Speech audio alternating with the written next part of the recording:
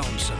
On the show today, we have the fabulous Belinda from Footprint New Zealand to chat all about National Wills Month. Welcome to Property Matters.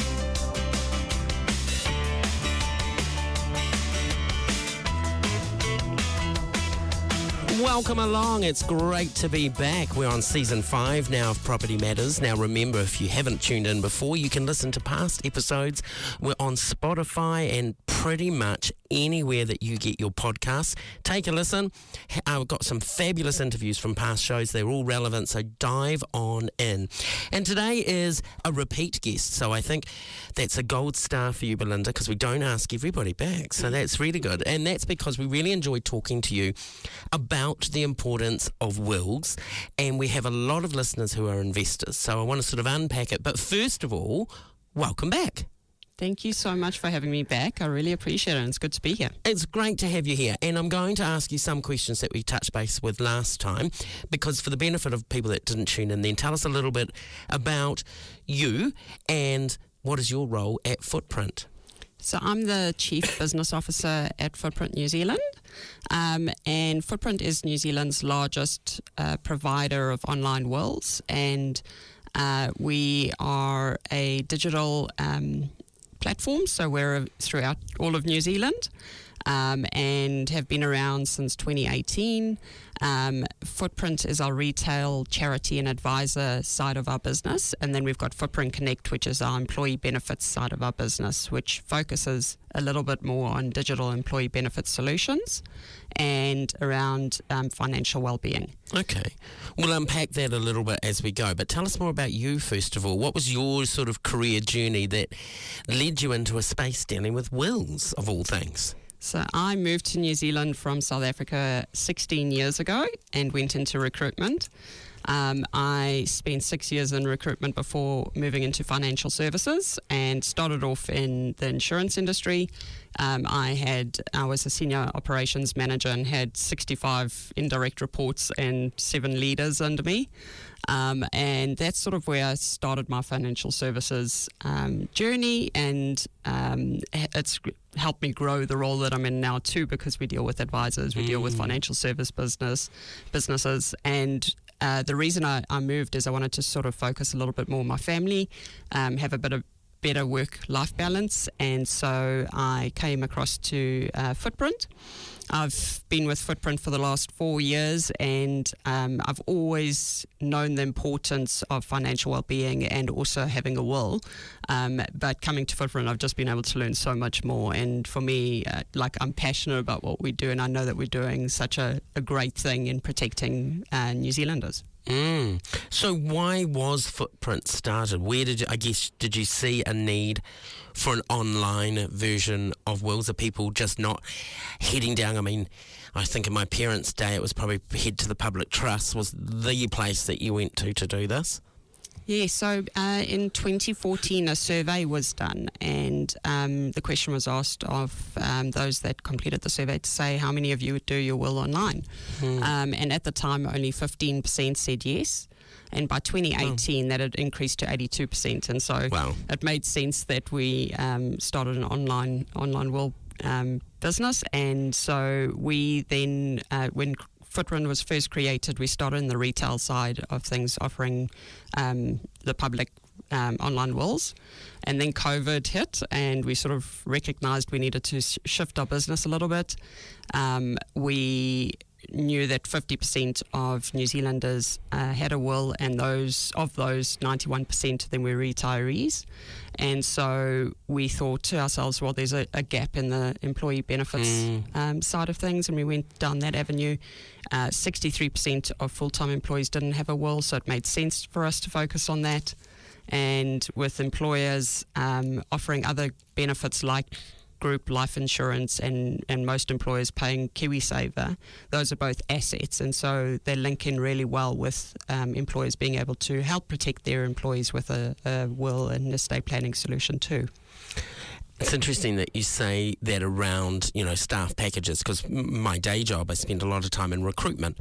And more now, applicants are asking, so instead they used to get to the end and you'd say, so any questions? And they used to say, can I ask what the salary range is? Straight away, their first question is, can I ask what the package includes?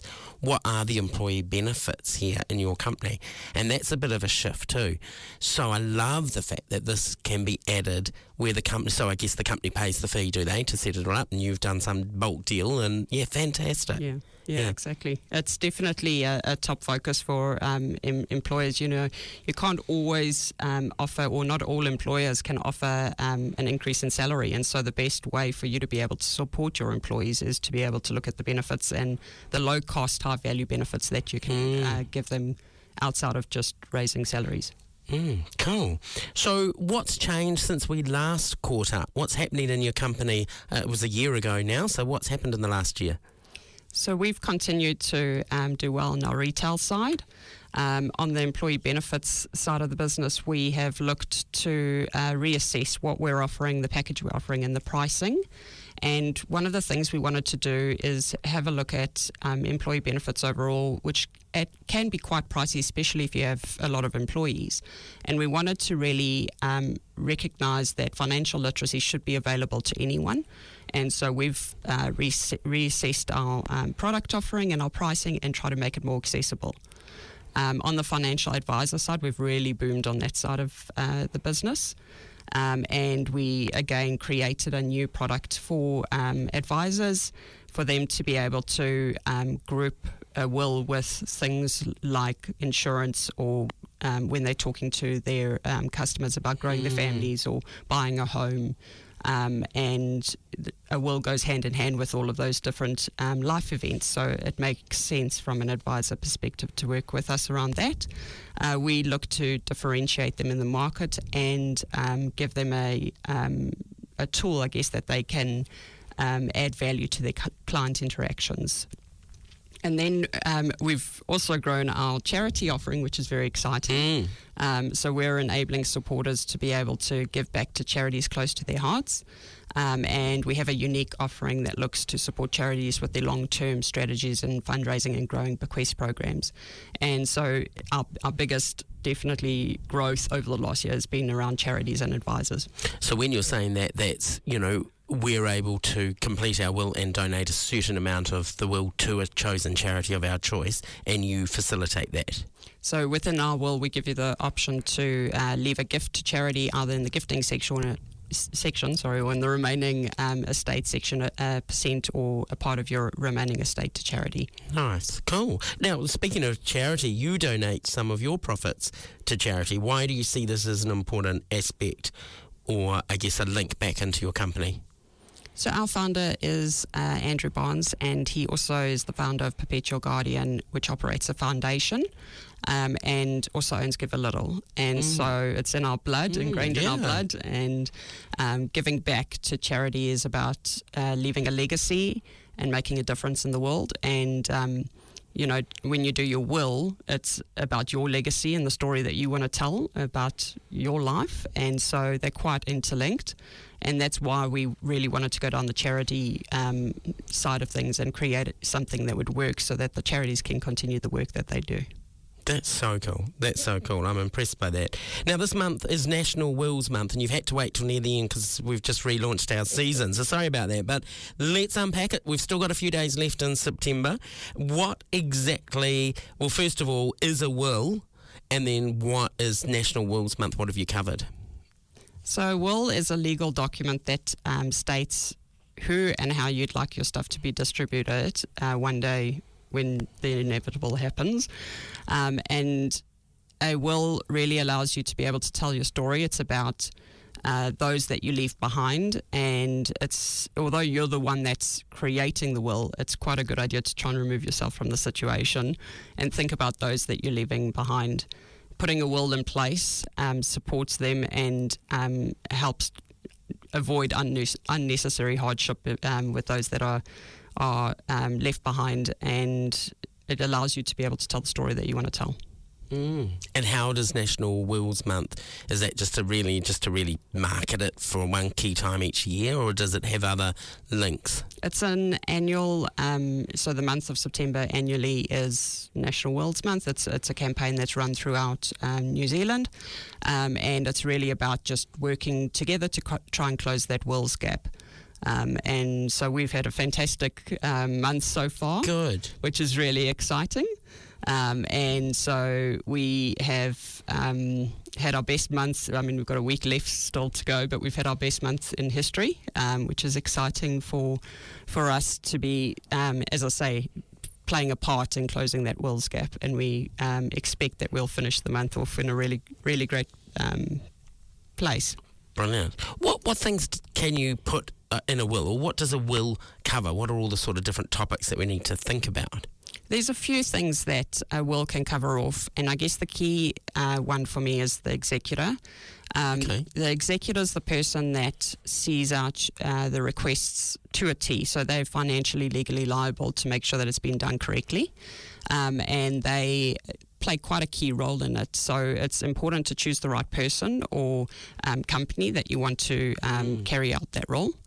You've then got the guardianship, which is who would you like to look after your children or your pets? We can't forget the fur babies. Yeah. And then we've got the ability to leave some funeral wishes, gifts of significance, which is where you may want to pass on something valuable that you have to someone specific, or you may want to leave a gift to charity. And then the remaining estate. Who do you want to get the remaining estate once all of those things have been paid out and your debt's paid off?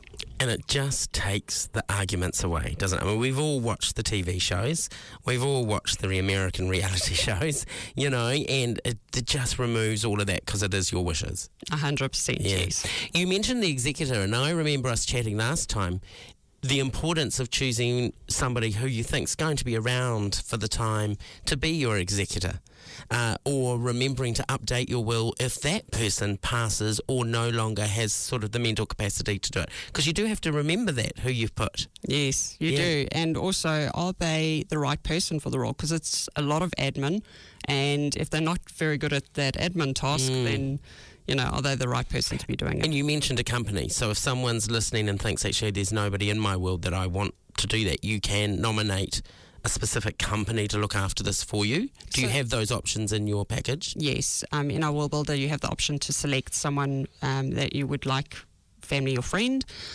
or you can select a trustee company like Perpetual Guardian, for example, or you could select a lawyer. You could select anyone that you want that you feel is right for the position.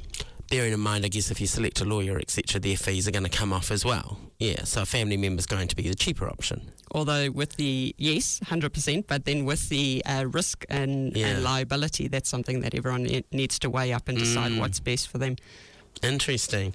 You mentioned the funeral wishes. I think this is so important, and my parents are both still alive, late 80s and early 90s, and we chuckle because they've made it very clear that they've got all their funeral plans.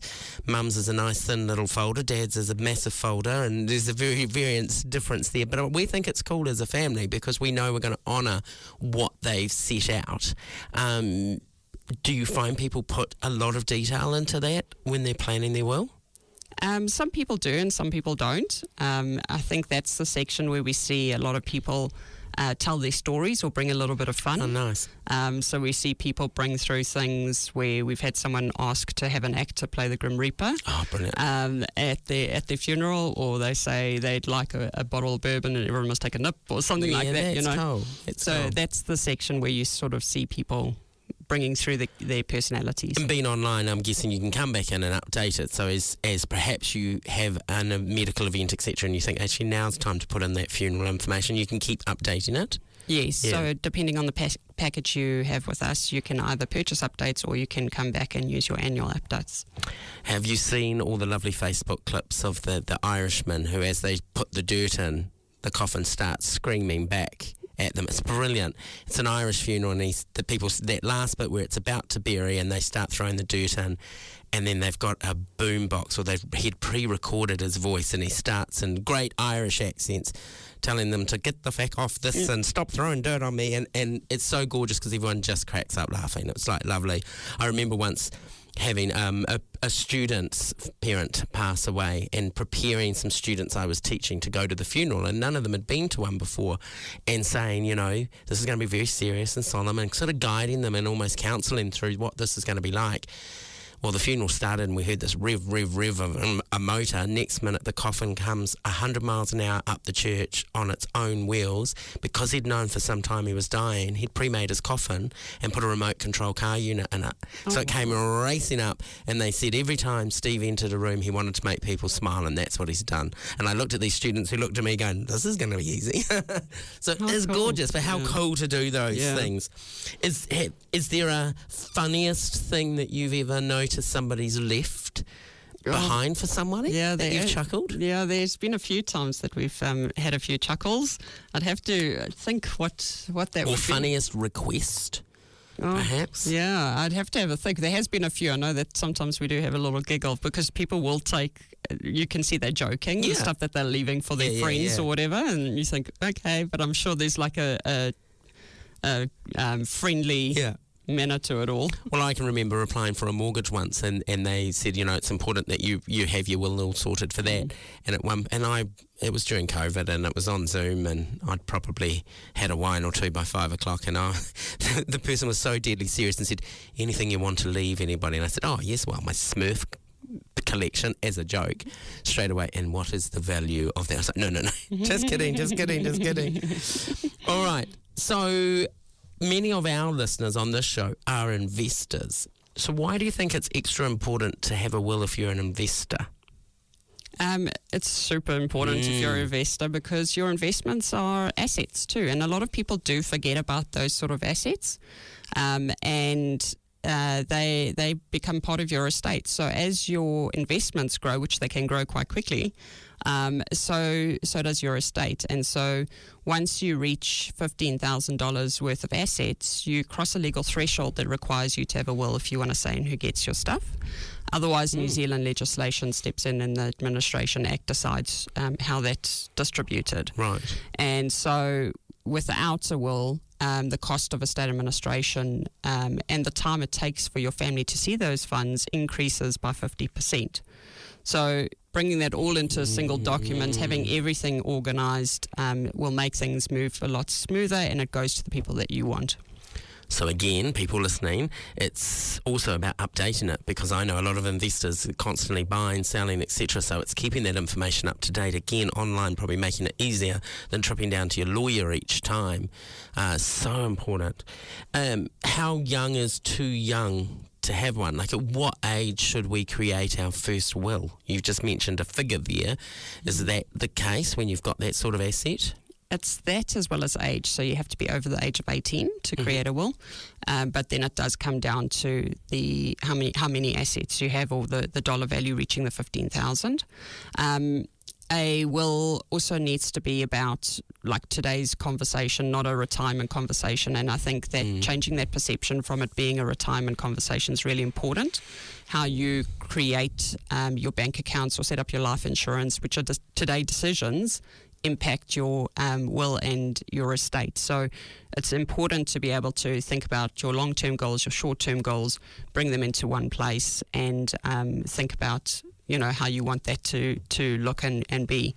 Only 7% of 20 to 35-year-olds have a will. And that's a tiny percentage, considering everyone has, well, a lot of people will have the KiwiSaver. Yep. And that's an asset. And so it's about thinking about protecting it, and us educating the future generations, making sure that they understand the impacts of not having one, and that anyone over the age of 18 can sort of go get one. I loved your comment then. You said this is a now-today conversation. It is the hit by the bus scenario. Stop thinking about, I don't need this till I'm 70.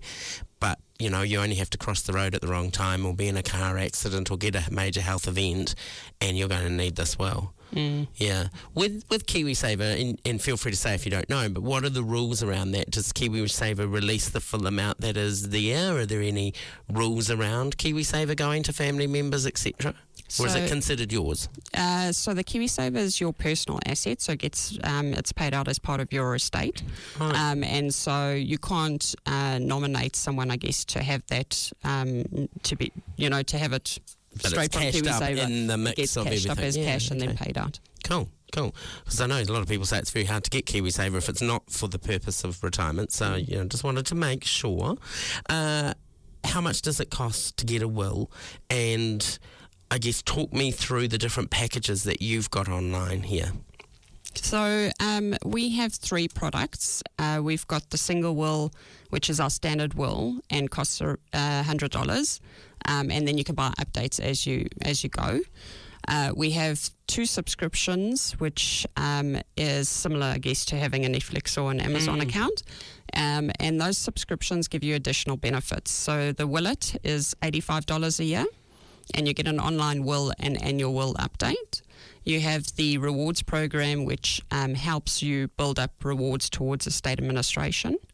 You have Learning Lab videos where we educate you on what a will is, what an executor is in the estate administration.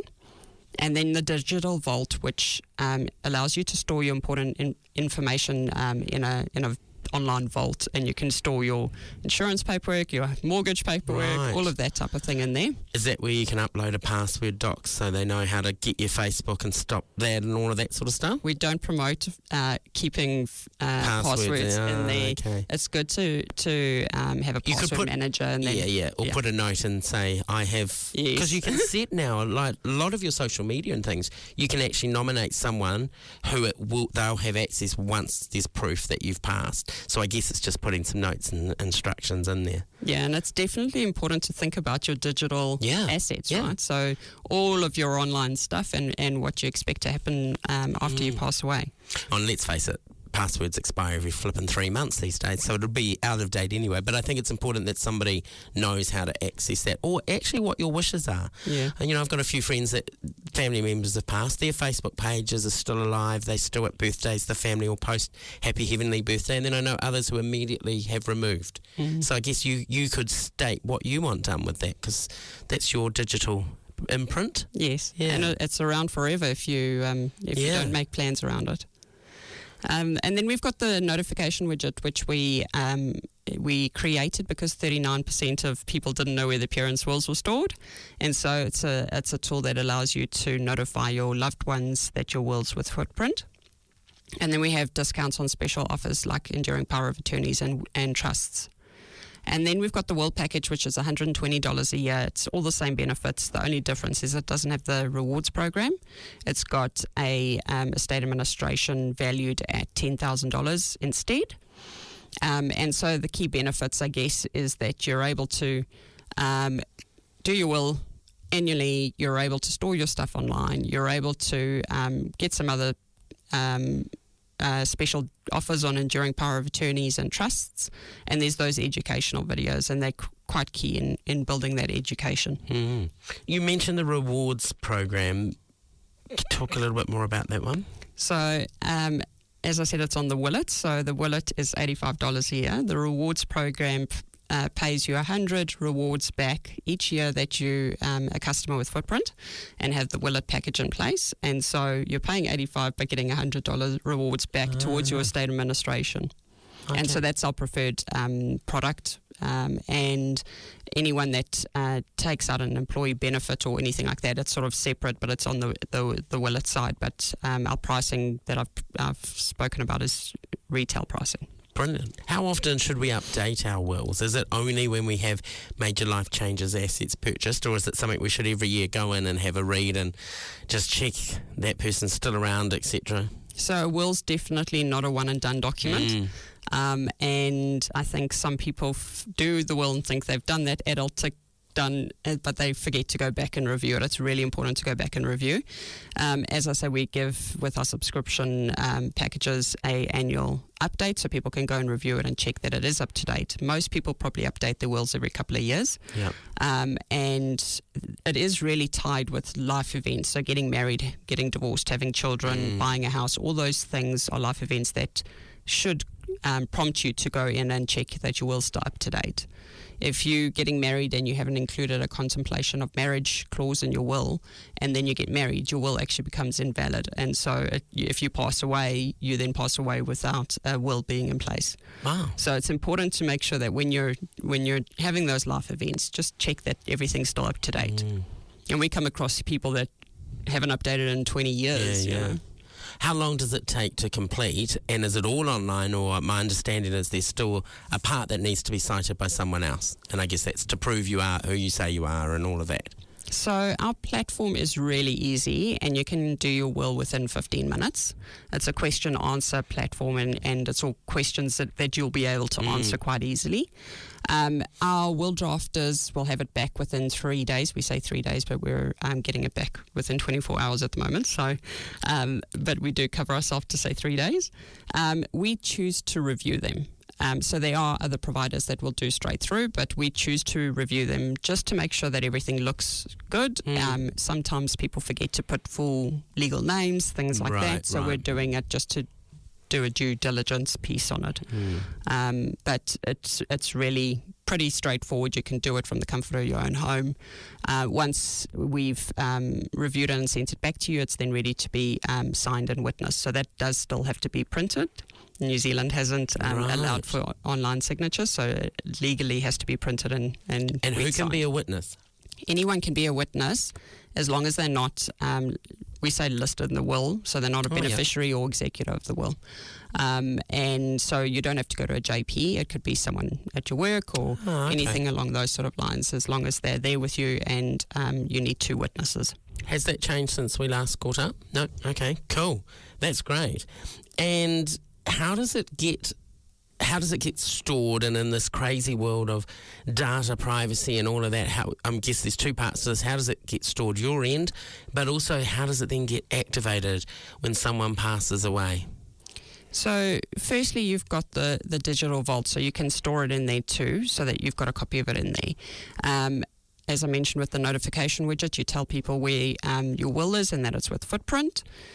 We add it to the New Zealand Will Registry as an added benefit. Okay. And Footprint also offers to store it in a free flood and fireproof location. And your family or your employer, if you have an employee benefit with us, will contact us to start the process and let us know that you've passed away, for example. We then would give everything in your vault, or if you've just done your will with us, your will to the executor, and they can then go through the process of starting probate and estate administration. So when you talk about keeping it in a flood-free place, you're doing that, or you're creating a second version that's stored somewhere else? So the original will can be sent back to us, and we then have it stored in a third party. It's not our business, but a third party flood and fireproof location. I've got this vision of time capsules where the wills are all sitting. Yeah, okay, cool. That's awesome. Why do you think people don't have wills? What's stopping us from doing this? Is it there's just that whole thought of I don't want to think about death? I think that definitely plays a key role in it.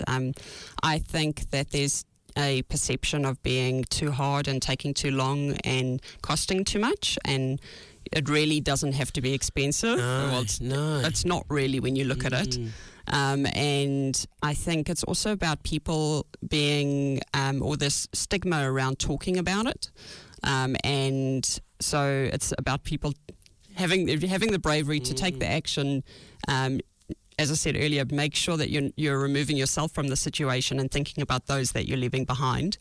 And I guess what Footprints try to do is make it as easy as possible, convenient as possible, and you can do it from the comfort of your house and in 15 minutes.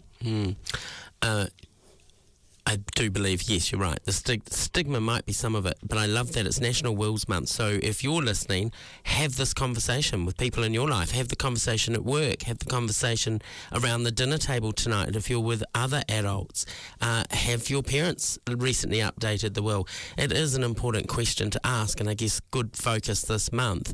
You said National Wills Month has been going really well. Tell us you've got a special competition running as well. We do. We are running a competition for anyone that submits their will with Footprint during the month of September, so you've got another week to go. Goes into a draw to win a trip for two to Queenstown, including flights, accommodation and activities. And so if you are looking to put your will in place in the next week, if you use the code WILLS2024, WILLS 2024 before the payment gateway, you'll get a 25% discount. And that's just for new Footprint customers or for those going back and updating? And it's for existing customers as well. So anyone that submits their will during Wills Month. Excellent. Okay. What are your top 3 tips or more tips? What are your top tips for writing a good will? What are the things we need to think about? I think definitely the role of the executor. Have a think who that is. It's an important role. Making sure you've got the right person there is really key. Make sure that you sign and witness it. We know that there's a lot of people that will go, I've submitted it, I've done in my part, but if you don't sign and witness it, it's not valid. So taking that step and following the process all the way through is really important. And then making sure you store it in a really safe place. Either if you're storing it at home yourself, let people know where it's stored so that it's not too safe that no one can find it. Or as I said earlier, if you send it back to us, we can store that for you. And just allow yourself to be able to tell your story, have a bit of fun with the will. It doesn't have to be doom and gloom. Are there key things that you should make sure you've put in that you're leaving? Like you meant, bank accounts, assets, but is there, I guess, is it like family jewellery, etc.? Like how much detail should we go? It just depends on how you're setting it up. So if you're leaving everything to the main beneficiary, then you don't need to list it all out because they'll get it anyway. Right. But if there's anything specific that you're wanting to gift on, like family heirlooms or that type of thing, and you're gifting it to someone different, then that's when you'll list it out. But if your will's pretty straightforward and it's just going to the main beneficiary, then you don't need to list that all out. It'll go to them anyway. Have you ever watched the Netflix series Fisk?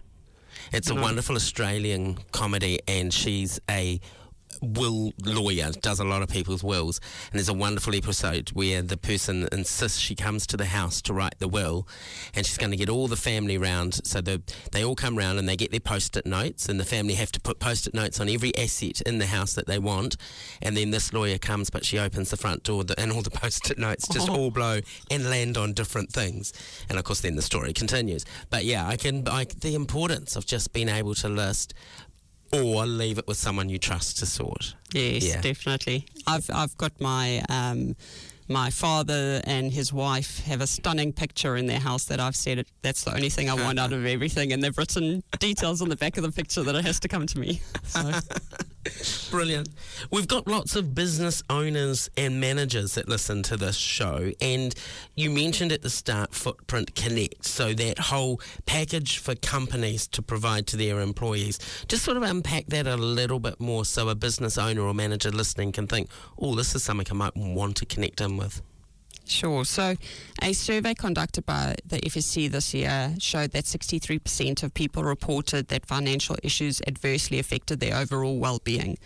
And so we know that financial issues impact productivity, and we recognise that there was a need for us to be able to help employers help their employees build their knowledge on financial topics. And so we went out and looked at a financial well-being solution that not only spoke about financial topics, but also included wills and estate planning. And so we wanted to enable employers to be able to access financial wellbeing topics and wills and estate planning anywhere, anytime. And we wanted to make sure that it accounted for people that were on shift work, people that worked funny hours, or work from home, because we wanted everyone to be able to access it. If employers already had have a financial wellbeing solution in place, then they can couple it with the estate planning solution only. And so it really does work for everyone, depending on what employee benefits they've already got. A lot of companies are paying for group life insurance and are contributing towards KiwiSaver, and so they're taking that step in providing a benefit, but you can go that extra mile in providing a solution that not only protects them, the employee, but also their family, and it gives them something tangible to take away. Are you getting a good uptake from companies on this? We are. Are they tending to be the bigger companies, or are smaller ones looking at these sort of benefits? We've got a mixture. So there's some smaller companies that look at it and some bigger companies. And it's the same with My Financial Footprint. We've got companies that are smaller and some that are bigger. It just depends on what works for them. It depends also on what employee benefits they've already got, because they do try and couple it up with what works for their business or what they've already got. We're finding a lot of people that provide that group life insurance see it as a no-brainer. You've mentioned My Financial Footprint. Just unpack that a little bit more. So My Financial Footprint is where we've integrated our Willet product with financial topics. And so we've used short, bite-sized videos and tools and resources to help close the financial literacy gap in New Zealand. When the FSC did their research, they reported that 70% of those that were surveyed worried about money daily, weekly or monthly. And so things that my Financial Footprint covers is things like budgeting and debt management, investing and planning for retirement, saving, different types of insurance, and explains to you what insurance is. And we've also got a wellbeing pillar, which includes our ADAPT framework, which is a unique to Footprint coaching framework, which is like having a digital coach supporting employees to achieve their financial goals. And so that, as I said, the idea is really around trying to make it really accessible, easy to understand, removing the legal jargon or the complex jargon, and being able to enable employees to be able to take a step and take control of their financial resilience. That is so cool. Love it. What are your long-term goals? What's next? If we catch up at National Wills Month next year, what will you be telling me, and what's the plan for the future? So we had so much growth within New Zealand over the last 12 months. We're still looking to go global. That's definitely on our plan to do that. And we're looking at in the next 3 to 5 years having hyper growth and really just taking advantage of going global. We want to change perceptions of how people view intergenerational wealth and estate planning globally, and that's really what we just want to achieve. Nice. So how can people get in touch, track you down, get the information and jump online? We've got everything on our website, so they can visit our website at myfootprint.co.nz. Also welcome to flick us an email. We're always happy to answer any questions or do any demos. They can email us at info@myfootprint.co.nz, and we're more than happy to help, or give us a call. And if you are doing this in the month of September, then enter the code WILLS2024 for 25% off at the end of your tally up online. Yeah. Now, I do want to say we've recorded this in September, but we do replay our episodes through Christmas. So if you're listening at Christmas, still jump on, but don't enter that code. Speaking of which, coming up to the end of the year, if listeners are listening at Christmas, what's your Christmas plans? Do you get to relax? We do. We try and close down for a couple of weeks. We still monitor things for anything urgent that comes through. I will be going over to South Africa to visit the family, which is exciting because I haven't seen them in 5 years. So it'll be good to get out and see the family there. But the team will be holding up the fort. Nice. Do you think Footprint would eventually head into other countries? Yeah. Definitely is that a goal? That's our goal, is to go global. So are our will rules and regulations different per country? They are, Ooh. Which adds complexity, but that's all part of it, and can bring some excitement too. Nice. I've got 30 seconds on the clock. What do you love most about your job? The fact that I'm making a difference, and you know what, I can say that I have never worked in a job where I haven't felt like I've made a difference. I really think that what Footprint's doing is so important, and I know that the whole team feels like they go to work every day and know that they're doing something positive for the community. So, yeah. That is awesome. Well, Belinda, thanks for coming on again. Good luck with the last week of National Wills Month. Head to myfootprint.co.nz for all the information. We've had Belinda on the show because we think it's so important, especially for all of our investors that listen, to make sure that you think about this. So all the best, and we'll look forward to hearing about how it goes. Thank you so much for having me. All good. Now, remember, you can track us down on all your favourite sites. We're on Spotify, Apple and Samsung, iHeartRadio, YouTube, you name it. We're there. Listen to some past episodes. We've got a fabulous lineup of guests like Belinda from now till Christmas. Tune in every Monday. I'll catch you next week. Travel safe. Talk to you soon.